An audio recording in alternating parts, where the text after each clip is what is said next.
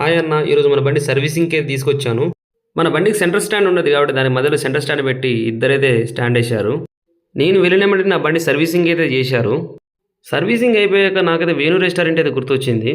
ఇక్కడికి వచ్చాక బిర్యానీ ట్రై చేయకపోతే నా అంతరాత్మ ఒప్పుకోదని చెప్పి నేనైతే బిర్యానీ తిందామని వచ్చాను. అలా బండి దిగి లోనకెళ్ళి చూస్తే షాకు. ఎందుకురా షాకు, ఏమైంది అని మీరు అనుకుంటారేమో అన్న. లోనకెళ్ళి చూస్తే జనాలు ఎవరూ లేరన్న. నేనైతే ఫిష్ బిర్యానీ తిందామని వచ్చాను. ఫిష్ బిర్యానీ అయిపోయిందంట, దమ్ బిర్యానీ అయిపోయిందంట. ఏముందని నన్ను అడిగితే ఫ్రైడ్ పీస్ బిర్యానీ ఉంది తమ్ముడు అన్నాడు. సరే సచ్చిన దానికి వచ్చిందే కట్నం అన్నట్టు మేమైతే కాంప్రమైజ్ అయిపోయి ఫ్రైడ్ పీస్ బిర్యానీ ఆర్డర్ చేశాము. లోపల చాలా నీట్గా ఉంది రెస్టారెంట్. పచ్చటి అరటాకు అయితే తెచ్చేశాడు, చికెన్ గ్రేవీ కూడా తెచ్చేశాడు. బిర్యానీ వచ్చింది, అలా ఆకులో గుమ్మరిచ్చాడు. చాలా బాగుంది స్మెల్ అయితే. నిమ్మకాయ పిండుకొని ఆనియన్ పెట్టుకొని తింటే ఉంటుంది మామూలుగా ఉండదు, రచ్చలేపుద్ది. బిర్యానీ టేస్ట్ అయితే బాగుంది.